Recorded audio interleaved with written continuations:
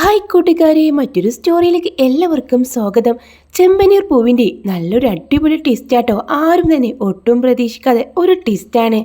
അങ്ങനെ രവീന്ദ്രൻ രാവിലെ തന്നെ റെഡിയാവാണ്. അത് കണ്ടു വന്ന ചന്ദ്ര ചോദിക്കും, എവിടേക്കാ രവിയേട്ടാ ഇത്ര രാവിലെ തന്നെ? അതേ ചന്ദ്രേ, അത്യാവശ്യമായിട്ട് എനിക്കൊന്ന് ശിവന്റെ കൂടെ പോവണം. ശിവന്റെ കൂടെ പോവാനോ? എങ്ങോട്ട്?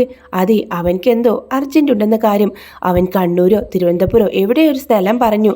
അവിടേക്ക് അവൻ്റെ കൂടെ പോകണം. ഒന്നും അറിയാതെയാണോ അവൻ്റെ കൂടെ പോകാൻ തയ്യാറായത്? അത് പിന്നെ അവൻക്കൊരു അത്യാവശ്യം വന്നോണ്ടല്ലേ. എന്തോ മരുന്ന് വാങ്ങിക്കാനാണ്. അവൻ്റെ ഭാര്യ സുഖമില്ലാതിരിക്കുകയാണെന്ന് നിനക്കറിയാമല്ലോ. അവിടെ എന്തോ പച്ചമരുന്നോ കാര്യങ്ങളോ ഒക്കെ ഉണ്ട്. എനിക്ക് അവൻ്റെ കൂടെ പോകണം. ഇതിപ്പോൾ ഇടയ്ക്കിടയ്ക്കൊക്കെ അവൻ അവിടെ പോയി മരുന്ന് വാങ്ങിക്കാൻ പോകുമ്പോഴെല്ലാം എന്തിനാ രവിയേട്ടൻ ഇങ്ങനെ കൂടെ പോകുന്നത്? അത് കേട്ട രവീന്ദ്രൻ പറയും, എടി അവൾക്കൊരു കൂട്ടായിട്ട് പോകുന്നതല്ലേ, അതിനൊന്നും കാര്യമാക്കേണ്ട. ഞാനും ഇവിടെ ഇരുന്ന് ബോറടിച്ചു. ആ ശരി ശരി, എനിക്ക് മനസ്സിലാവുന്നുണ്ട്. അങ്ങനെ സച്ചി ഇങ്ങോട്ട് വരുന്നുണ്ട്. അല്ല അച്ഛൻ ഇതെവിടെ പോകുന്നു? നമ്മുടെ ശിവേട്ടൻ്റെ ഭാര്യയ്ക്ക് സുഖമില്ലെന്ന് അറിയാലോ. ഇടയ്ക്കൊക്കെ പോയിട്ട് അവർ തിരുവനന്തപുരത്ത് പോയി പച്ചമരുന്ന് വാങ്ങിക്കാറില്ലേ? അതെ, അവിടേക്ക് പോവാണ്. ഞാനും അവൻ്റെ കൂടെ പോകുന്നു. എനിക്ക് ആ സ്ഥലമൊക്കെ നല്ല പരിചയമാണല്ലോ. അച്ഛാ, ഈ വയ്യാത്ത സ്ഥിതിക്ക് അത്രയും ദൂരം ഒക്കെ പോവണം? അതെന്താടാ, എനിക്കിപ്പോൾ യാതൊരു പ്രശ്നമല്ല. പിന്നെ ഇവിടെ ഇരുന്ന് ആകെ ബോറടിച്ച് ഒന്ന് പുറത്തിറങ്ങിയ കൊള്ളാമെന്നും എനിക്കുണ്ട്. എന്നാൽ ഞാൻ കൊണ്ടുവിടാം. അയ്യോ അതൊന്നും വേണ്ട, ഞങ്ങൾ രണ്ടുപേരും കൂടെ ട്രെയിനിനാണ് പോകുന്നത് എന്നൊക്കെ പറഞ്ഞ് രവീന്ദ്രൻ അവിടെ നിന്ന് ഇറങ്ങുന്നുണ്ട് കേട്ടോ. അങ്ങനെ രവീന്ദ്രൻ അവിടെ നിന്ന് പോയി കഴിഞ്ഞപ്പോൾ ഭയങ്കര ഒരു ശൂന്യത തോന്നാൻ കേട്ടോ സച്ചിക്ക്. അതിനുശേഷം ആണ് സച്ചി രേവതിക്കരികിലേക്ക് വരുന്നത്. രേവതി, പെട്ടെന്നൊരു ചായ എടുത്തേ. എന്താ സച്ചിയേട്ടാ, ഓട്ടം വല്ലതുണ്ട്?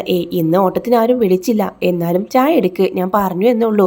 ആ, കൂട്ടുകാരെ കാണാൻ പോകാനുള്ള ധൃതിയായിരിക്കും. അതൊന്നല്ല, നീ പെട്ടെന്ന് ചായ എടുക്ക് പെണ്ണേ എന്ന് പറയുന്നുണ്ട്. അങ്ങനെ രേവതി അവൻക്ക് ചായ കൊണ്ടുവന്ന് കൊടുക്കണം. അതിനുശേഷം അപ്പോഴാണ് സച്ചിയുടെ ഫോൺ റിങ് ചെയ്യുന്നത്. അവനോട്, സാർ പെട്ടെന്ന് ഇങ്ങോട്ട് വരണം, ഒരു ഓട്ടം പോകാനുണ്ട്, കുറച്ച് ലോങ് ആണെന്ന് പറയുന്നുണ്ട്. അതിനെന്താ, ഞാൻ വരാലോ. രേവതി, ചിലപ്പോൾ ഞാൻ ഉച്ചയ്ക്ക് ഊണ് കഴിക്കാനുണ്ടാവുള്ളൂ. എനിക്ക് ഒരു ലോങ് ട്രിപ്പ് കിട്ടിയിട്ടുണ്ട്, ഞാൻ അതുവഴി പോകുമെന്ന് പറയുന്നുണ്ട് കേട്ടോ. അങ്ങനെ രവീന്ദ്രൻ്റെ കൂടെ ഈ ശിവൻ എന്ന കൂട്ടുകാരനൊന്നും ഉണ്ടാവില്ല. രവീന്ദ്രൻ തന്നെ ട്രെയിനിൽ കയറി പോകുന്നുണ്ട്. ആരോ അയാളിങ്ങനെ വിളിക്കുന്നുണ്ട് കേട്ടോ ആ ഒരു സമയത്തൊക്കെ.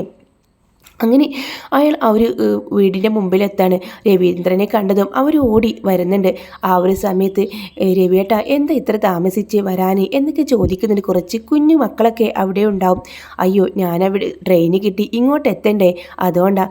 എന്നാലും രവിയേട്ടന് ബുദ്ധിമുട്ടായോ? അവളുടെ അവസ്ഥ അത്രക്കായതുകൊണ്ടാണ് ഞാൻ രവിയേട്ടനെ വിളിച്ചത്. എനിക്ക് ബുദ്ധിമുട്ടൊന്നുമില്ല. കുറച്ച് പണം ഇരിപ്പുണ്ട്, അവളെ എവിടെയെന്ന് വെച്ചാൽ കൊണ്ടുപോകണം, അവളെ ചികിത്സിക്കണം എന്നൊക്കെ പറയുന്നുണ്ട് കേട്ടോ. അതൊക്കെ കാണുമ്പോൾ ആദ്യമൊന്നും നമുക്കൊരു എത്തും പെടിയും കിട്ടില്ല. രവീന്ദ്രൻ മറ്റൊരു വിവാഹം കഴിച്ചെന്ന് പോലും സംശയിക്കും. അതിലെ കുഞ്ഞുങ്ങളാണ് അതെന്നും സംശയിക്കും. അങ്ങനെ രവീന്ദ്രൻ അവരുടെ കൂടെ ഇരുന്ന് ഭക്ഷണം കഴിക്കുന്നുണ്ട്. രവിയേട്ട, ഇന്ന് എന്നെ തിരിച്ചു പോകണം. ഇന്നെന്നെ തിരിച്ചു പോവാതിരിക്കാൻ പറ്റില്ലല്ലോ. വീട്ടിൽ ഞാൻ വരുമെന്നാണ് പറഞ്ഞത്. ഇന്നൊരു ദിവസം ഇവിടെ നിന്നിട്ട് നാളെ പോയാൽ പോരെ എന്ന് ചോദിക്കുന്നുണ്ട്. അങ്ങനെ രവീന്ദ്രൻ, എന്നാൽ ശരി, നാളെ പോവാം, ഞാനത് വിളിച്ചു പറഞ്ഞോളാം എന്ന് പറഞ്ഞ് രവീന്ദ്രൻ ഫോണെടുത്ത് ചന്ദ്രമതിയെ വിളിച്ച് കാര്യം പറയുന്നുണ്ട്. അതെന്താ രവിയേട്ട, വൈകുന്നേരം വരുമെന്നല്ലേ പറഞ്ഞത്? രാത്രി ആയാലും ഇങ്ങോട്ടൊന്ന് തിരിച്ചു വാ. അത് പറ്റില്ല ചന്ദ്രേ, ഇന്നൊരു ദിവസം ആ മരുന്ന് കിട്ടിയില്ല, അതുകൊണ്ടാണ് നാളെ വരാം എന്ന് പറഞ്ഞ് രവീന്ദ്രൻ പെട്ടെന്ന് ഫോൺ കട്ട് ചെയ്യാട്ടോ. എന്താ അമ്മേ അച്ഛൻ പറഞ്ഞത് എന്ന് സച്ചി ചോദിക്കുന്നുണ്ട്. ഇന്ന് വരില്ലെന്ന്, നാളെ വരാമെന്നാ പറഞ്ഞത് എന്ന് പറയുന്നുണ്ട്. അങ്ങനെ സച്ചി അങ്ങ് ഓട്ടത്തിന് പോവുകയും ചെയ്യാണ് കേട്ടോ. ആ ഒരു സമയത്ത് സച്ചിക്ക് ഒരു ലോങ് ട്രിപ്പാട്ടോ. ഏകദേശം ഈ ഒരു രവീന്ദ്രൻ പോയ ആ ഒരു സ്ഥലത്തേക്ക് തന്നെയാണ് കേട്ടോ പോകുന്നത്. അങ്ങനെ ആ ഒരു സ്ഥലത്ത് എല്ലാം കറങ്ങുന്നുണ്ട്. കുറച്ച് പാസഞ്ചർ അവൻ്റെ കൂടെ ഉണ്ടാവും. ഒരു ഫാമിലി ആയിരിക്കും. അവർ പല സ്ഥലങ്ങളിലും കറങ്ങുന്നുണ്ട്. അങ്ങനെ ഒടുവിൽ ഒരു അമ്പലത്തിൽ വണ്ടി നിർത്താൻ വേണ്ടി പറയുകയാണ്. ഈ തിരുവനന്തപുരം എന്ന രവീന്ദ്രൻ പോയ നാട്ടിലേക്ക് തന്നെയാണ് കേട്ടോ ഇവരും പോയിട്ടുണ്ടാവുക. അങ്ങനെ ഒരു അമ്പലത്തിൻ്റെ അവിടെ വണ്ടി നിർത്തുന്നുണ്ട് സച്ചി. ആ സമയം അവരൊക്കെ ആ ഒരു അമ്പലത്തിനുള്ളിലേക്ക് കയറി പോവാണ്. അങ്ങനെ സച്ചി അവിടെ ഇങ്ങനെ നിൽക്കുന്ന സമയത്താണ് തൻ്റെ അച്ഛനെ പോലെ ഒരാളെ കണ്ട സച്ചി ആകെ ഒന്ന് ഷോക്കാവുന്നുണ്ട്. തൻ്റെ അച്ഛന് ഒരു സ്ത്രീയെ കൊട പിടിച്ച് രണ്ടുപേരും കൂടെ ഇങ്ങനെ സംസാരിച്ച് കളിച്ച് ചിരിച്ച് വരുന്നത് കാണാണ്. നല്ല പൊരിവെയിലായതുകൊണ്ട് തന്നെ കൊട പിടിച്ചെന്ന കാര്യം സച്ചിക്ക് മനസ്സിലാകുന്നുണ്ട്. അത് തൻ്റെ അച്ഛനല്ലേ, തൻ്റെ അച്ഛന് ഈ ശിവേട്ടൻ്റെ കൂടെ പോകാമെന്ന് പറഞ്ഞിട്ട് ഇതെന്താ ഇവിടെ എന്നൊക്കെ ഒരു അർത്ഥത്തിൽ ഇങ്ങനെ നോക്കാട്ടോ. വീണ്ടും അവൻ ഇങ്ങനെ കണ്ണ് തിരുമ്പി നോക്കുന്നുണ്ട്. ഇത് തൻ്റെ അച്ഛൻ തന്നെ. അങ്ങനെ അവനാണെങ്കിലോ അപ്പോൾ ആ സ്ത്രീ ആരാണ്? അച്ഛൻ മറ്റൊരു വിവാഹം കഴിച്ചോ? എങ്ങനെ കഴിക്കാതിരിക്കും? അമ്മയുടെ നാക്കിൻ്റെ നീളം അത്രയ്ക്കല്ലേ അന്ന് എന്നെല്ലാം ചിന്തിച്ചുകൊണ്ട് സച്ചി അച്ഛൻ്റെ അരികിലേക്ക് പോകാൻ നിൽക്കുമ്പോഴാണ് ആ പാസഞ്ചേഴ്സ് വരുന്നത്. നമുക്ക് പോവാം, ടൈം വൈകി, പെട്ടെന്ന് കയറി, എന്താ താൻ അവിടെ നോക്കി നിൽക്കുന്നു എന്ന് ചോദിക്കുന്നുണ്ട്. പെട്ടെന്ന് തന്നെ മൊബൈലിൽ അവരുടെ ഒരു ഫോട്ടോ എടുത്തുകൊണ്ട് സച്ചി വണ്ടിയിൽ കയറുന്നുണ്ട്. അത് തൻ്റെ അച്ഛൻ തന്നെയാണ് അവർക്ക് മനസ്സിലാവുകയും ചെയ്യുന്നുണ്ട്. അവനാണെങ്കിലോ ആ അച്ഛൻ്റെ ഫോണിലേക്ക് കോൾ ചെയ്യുമ്പോൾ അത് റിങ് ചെയ്യുന്ന അച്ഛൻ ആ കോൾ എടുക്കാൻ ശ്രമിക്കുന്നതൊക്കെ അവൻ ഇത് ക്ലാസ്സിലൂടെ കാണുന്നുണ്ട് കേട്ടോ. അവനക്ക് മനസ്സിലായി എന്താ ഇത്, അച്ഛൻ ഇങ്ങനെയും കള്ളം പറഞ്ഞ് ഇവിടേക്ക് വരുമോ? എന്താണ്, ആരാണ് കൂടെയുള്ള സ്ത്രീ? അമ്മയെ ചതിക്കാണോ അച്ഛന്? അങ്ങനെയൊന്നും അച്ഛൻ ഒരിക്കലും ചെയ്യില്ല. പിന്നെ അവരാരാണ്? എന്തിനാ കള്ളം പറഞ്ഞ് വീട്ടിൽ നിന്ന് പോയത്? ശിവനെങ്കിൽ എവിടെ എന്നൊക്കെ ചിന്തിക്കുന്നുണ്ട്. അങ്ങനെ സച്ചിയാണെങ്കിലും കുറേ വൈകിയാണെന്ന് വീട്ടിലെത്തുന്നത്. സച്ചിയുടെ മനസ്സിൽ വല്ലാതൊരു ഭാരം കേട്ടോ. അച്ഛൻ വന്നില്ലേ എന്ന് രേവതിയോട് ചോദിക്കുമ്പോൾ ഇല്ല, ഇന്ന് വരാൻ പറ്റില്ലെന്ന് അമ്മക്ക് വിളിച്ചു പറഞ്ഞല്ലോ.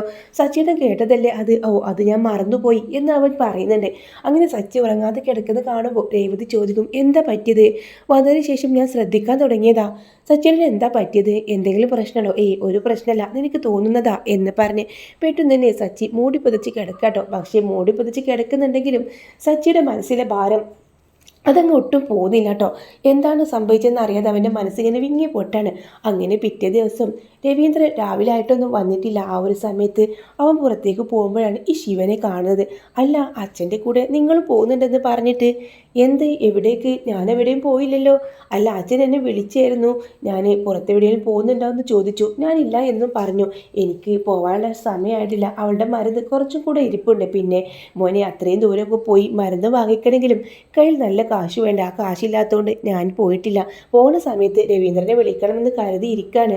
അപ്പോൾ അച്ഛൻ ഇയാളെ കൂടെ അല്ല പോയത്. എന്തോ ഒരു കള്ളത്തരമുണ്ട്, എന്തോ അച്ഛൻ ഞങ്ങളിൽ നിന്ന് മറക്കുന്നുണ്ടെന്ന കാര്യം മനസ്സിലാക്കുന്നുണ്ട്. അങ്ങനെ രവീന്ദ്രൻ വരുന്നുണ്ട് കേട്ടോ. രവീന്ദ്രൻ്റെ മുഖത്തേക്ക് സൂക്ഷിച്ച് നോക്കുകയാണ് സച്ചി. എന്താടാ നീ ഒരു കള്ളന്മാരെ നോക്കുന്ന പോലെ എന്നെ നോക്കുന്നത്? അല്ല, പുതിയതായിട്ട് പല കാര്യങ്ങളും കാണുമ്പോൾ അച്ഛനെ ഇങ്ങനെ നോക്കണമെന്ന് എനിക്ക് തോന്നി, അങ്ങനെ നോക്കിയതാ. എന്തൊക്കെ മോനെ വെച്ചാണല്ലോ നീ പറയുന്നത്? എന്താടാ എന്ന് ചന്ദ്രൻ ചോദിക്കുന്നത്. ഒന്നില്ല, ഞാനൊന്നും പറഞ്ഞില്ല എന്ന് പറഞ്ഞ് സച്ചി അവിടുന്ന് പോകുന്നുണ്ട്. അങ്ങനെ രവീന്ദ്രന് മനസ്സിലാവാണ് ഇവൻ എന്തോ കണ്ടിട്ടുണ്ടെന്ന കാര്യം മനസ്സിലാവുന്നുണ്ട് കേട്ടോ. അങ്ങനെ സച്ചി ഇന്നലെ ഇവിടെ ഉണ്ടായിരുന്നില്ലേ എന്ന് ചോദിക്കുക. ഇല്ല, സച്ചിക്ക് വലിയൊരു ലോങ് ട്രിപ്പ് കിട്ടിയിരുന്നോ എന്ന് രേവതി മറുപടി പറയുന്നുണ്ട്. ഒരു പക്ഷേ അവിടെ വെച്ച് സച്ചി എന്നെ കണ്ടിരിക്കാം, അതുകൊണ്ടായിരിക്കും അവൻ ഇങ്ങനെ പെരുമാറുന്നത് എന്നൊക്കെ ചിന്തിക്കുന്നുണ്ട് രവീന്ദ്രൻ. അതിനുശേഷം സച്ചി ഇങ്ങനെ ടെറസിൽ നിൽക്കുന്ന സമയത്ത് രവീന്ദ്രൻ മോനെ എന്ന് വിളിച്ച് അകത്തേക്ക് വരുന്നുണ്ട്. മോനെ എന്നോ? നിങ്ങളെന്നെ അങ്ങനെ വിളിക്കരുത്. എന്താണ് മോനെ ഇത്? അച്ഛനോട് തന്നെയാണോ നീ പറയുന്നത്? പിന്നെ ആരോട് ഞാൻ പറയണം? ഇന്നലെ കൂടെ കണ്ട ആ സ്ത്രീ ആരാ? അങ്ങനെ ദേഷ്യത്തന്നെ ചോദിക്കട. എന്ത് അതോ എന്ന് പറഞ്ഞ് പെട്ടെന്ന് തന്നെ ചിരിക്കാൻ ശ്രമിക്കുകയാണ് കേട്ടോ. ഞാനെല്ലാം കണ്ടു, എല്ലാം ഞാൻ ഇവിടെ ആരോടെങ്കിലും പറയാതിരിക്കണമെങ്കിൽ സത്യം എന്നോട് തുറന്നു പറഞ്ഞു. അച്ഛൻ എപ്പോഴാണ് മറ്റൊരു പെണ്ണിനെ വിവാഹം കഴിച്ചത്? എടാ സച്ചി, നീ എന്തൊക്കെയായി പറഞ്ഞത്? ഞാൻ മറ്റൊരു വിവാഹം കഴിക്കുമോ? നിനക്ക് അങ്ങനെ തോന്നുന്നുണ്ടോ? പിന്നെ ഒരു കുടക്കീയിൽ ഒരു സ്ത്രീ ഉണ്ടായിരുന്നല്ലോ, ഇതാ എൻ്റെ കയ്യിൽ ഫോട്ടോ ഉണ്ട് എന്ന് പറഞ്ഞ് അച്ഛനെ കാണിച്ചു കൊടുക്കുന്നുണ്ട്. അതോ ഇതാരാണെന്നോ? ഇതപ്പോൾ നീ കണ്ടല്ലേ എന്ന് ചോദിക്കുക. അതെ, ഞാൻ കണ്ടു. അമ്മയ്ക്ക് ഞാൻ ഈ ഫോട്ടോ കാണിച്ചു കൊടുക്കേണ്ടെങ്കിൽ സത്യം എന്താണെന്ന് പറഞ്ഞോ. എപ്പോഴാണ് നിങ്ങൾ അവരെ വിവാഹം കഴിച്ചത്? അങ്ങനെ നിങ്ങൾ ഈ വീട്ടിൽ നിന്ന് മാറി നിൽക്കാറില്ലല്ലോ. ഇപ്പോൾ എന്ത് പറ്റി? എടാ മോനെ, അത് എൻ്റെ ഭാര്യയല്ല, പിന്നെ ആരാത്? അതെൻ്റെ പെങ്ങളോ? അപ്പോൾ മുത്തശ്ശൻ? അതേടാ, മുത്തശ്ശൻ ഒരു വിവാഹം കഴിച്ചിരുന്നു ഇതുവരെ, അതെൻ്റെ അമ്മയ്ക്ക് അറിയില്ല. അതിലെ കുട്ടിയാണ്. ആ സ്ത്രീ മരിച്ചു പോവുകയും ചെയ്തിരുന്നു. അവരിപ്പോൾ വളരെ കഷ്ടത്തിലാണ്. അവർക്കൊരു മകളുണ്ട്, ഒരു കുഞ്ഞു മകള്. അവൾക്ക് തീരെ സുഖമില്ല. കുറച്ച് പണത്തിൻ്റെ ആവശ്യം പറഞ്ഞുകൊണ്ട് എന്നെ വിളിച്ചായിരുന്നു, അത് കൊടുക്കാൻ വേണ്ടി പോയതാ. അപ്പം ഈ സത്യം അച്ചമ്മക്ക് അറിയില്ല? ഇല്ല, അച്ചമ്മക്ക് അറിയില്ല. ഇപ്പോഴും തൻ്റെ ഭർത്താവ് തന്നെ സ്നേഹിക്കുന്ന കാര്യമൊക്കെ വിചാരിച്ച് അച്ചമ്മയുടെ മനസ്സിൽ എന്തിനാ വെറുതെ മോനെ അമ്മയുടെ മനസ്സിൽ അച്ഛനെ അങ്ങനെ ഒരു നോവായി തീർക്കുന്നത്? അമ്മയ്ക്ക് ഇത്രയും പ്രായമായില്ലേ, അച്ഛനെ വിശ്വസിച്ച് അങ്ങനെ അങ്ങ് പോയിക്കോട്ടെ. പാവം അമ്മ അറിഞ്ഞാൽ ഒരിക്കലും സഹിക്കില്ല. പക്ഷേ എത്ര കാലമായി അച്ഛ ഇങ്ങനെ മറച്ചുകൊണ്ട് നടക്കും? അത് ഇത്രയും കാലം മറച്ചു വെച്ചില്ലേ, ഇനിയും മറച്ചു വെക്കാൻ കഴിയും. ഇപ്പോൾ അച്ഛൻ ജീവിച്ചിരിക്കില്ല, ആ സ്ത്രീയും ജീവിച്ചിരിക്കുന്നില്ല. ആ സ്ത്രീയിലുണ്ടായ എൻ്റെ പെങ്ങളാണ് ഇപ്പോൾ അവ ജീവനോടെ ഉള്ളത്. അങ്ങനെയൊക്കെ എല്ലാ സത്യങ്ങളും പറയുന്നുണ്ട് കേട്ടോ. യഥാർത്ഥത്തിൽ രവീന്ദ്രൻ്റെ ഭാര്യയില്ല, രവീന്ദ്രൻ്റെ അച്ഛൻ മറ്റൊരു വിവാഹം കഴിച്ചിട്ടുണ്ടായിരിക്കും. അതും തന്നെ പ്രയാസപ്പെടുന്ന ഒരു കുടുംബത്തിന് താങ്ങായിട്ട് അയാൾ വിവാഹം കഴിച്ചതായിരിക്കും. എന്നാൽ നിർഭാഗ്യവശാൽ ആ ഭാര്യ മരിച്ചു പോവുകയും അതിൽ കുഞ്ഞു ബാക്കിയാവുകയും ചെയ്യുന്നുണ്ട്. അങ്ങനെ ആ കുഞ്ഞിനോടുള്ള ആ ഒരു ഇതൊക്കെയാണ് കേട്ടോ. പിന്നെ അവിടെ കാണിക്കുന്നത് ആ ഒരു സത്യം രവീന്ദ്രൻ തുറന്ന് പറയാട്ടോ. ആദ്യമൊക്കെ സച്ചി ആകെ ഷോക്കായി പോകുന്നുണ്ട് കേട്ടോ. തൻ്റെ അച്ഛൻ മറ്റൊരു വിവാഹം പോലും കഴിച്ചിട്ടുണ്ടെന്ന കാര്യം കരുതിയിട്ട് അവനക്ക് വല്ലാതെ ഒരു ഷോക്കിങ് വരുന്ന ഒരു എപ്പിസോഡാട്ടോ. എന്തായാലും അച്ഛനും മോനുള്ള നല്ലൊരു അടിപൊളി ക്യൂട്ടായിട്ടുള്ള ഒരു എപ്പിസോഡാണിത്. പിന്നെ സച്ചിക്ക് രവീന്ദ്രനെ ഇടയ്ക്കൊക്കെ പറഞ്ഞ് പേടിപ്പിക്കാനോ കളിപ്പിക്കാനൊക്കെ ഒരു കാര്യം കിട്ടട്ടോ. ഇടയ്ക്കൊക്കെ ആ കാര്യം പറയുമെന്ന അർത്ഥത്തിൽ സച്ചിയുടെ വായിൽ നിന്നിങ്ങനെ ചാടും. രവീന്ദ്രൻ ഇങ്ങനെ രവീന്ദ്രൻ അപ്പോൾ കൈകൊണ്ട് കണ്ണോണ്ടൊക്കെ കാണിച്ചിട്ട് സച്ചി അങ്ങ് അടക്കി നിർത്തോട്ടോ. അപ്പോൾ അച്ഛനും മോനും തമ്മിലുള്ള വളരെ ഒരു ത്രില്ലിംഗ് ആയിട്ടോ. അച്ഛനെ കുറിച്ച് അവൻക്ക് ഇപ്പോഴും മതിപ്പ് തന്നെയാണ്. തൻ്റെ മുത്തച്ഛൻ്റെ ആ വലിയ രഹസ്യം ഇപ്പോഴും അച്ഛൻ ആരോടും പറയാതെ മുത്തച്ഛന് വാക്ക് കൊടുത്ത പോലെ ആ രഹസ്യം കാത്തു സൂക്ഷിക്കാമല്ലോ. പക്ഷേ ചന്ദ്രമതി അറിയുമ്പോഴുണ്ടാകുന്ന ആ ഒരു അവസ്ഥയുണ്ടല്ലോ, സത്യത്തിൽ തന്നെ രവീന്ദ്രൻ്റെ ഭാര്യയാണെന്ന നിലയിൽ തന്നെ ആയിരിക്കും ചന്ദ്ര പ്രതികരിക്കാനൊക്കെ പോകുന്നത് കേട്ടോ. പക്ഷേ ചന്ദ്രയൊന്നും ഇത് അറിയുന്നില്ല കേട്ടോ. ലാസ്റ്റൊക്കെ ആകുമ്പോഴാണ് ചന്ദ്രയൊക്കെ അറിയുന്നത്. അപ്പോഴേക്കും അച്ചമ്മയ്ക്ക് എന്തെങ്കിലുമൊക്കെ സംഭവിച്ചൊക്കെ കാണും. അങ്ങനെയൊക്കെ ഒരു എപ്പിസോഡാട്ടോ വരാൻ പോകുന്നത്. അപ്പോൾ നിങ്ങൾക്കൊരു ഈ വീഡിയോ ഇഷ്ടമാവുകയാണെങ്കിൽ ലൈക്ക് ചെയ്യാനും ചാനൽ സബ്സ്ക്രൈബ് ചെയ്ത് സപ്പോർട്ട് ചെയ്യാനും മറക്കല്ലേ.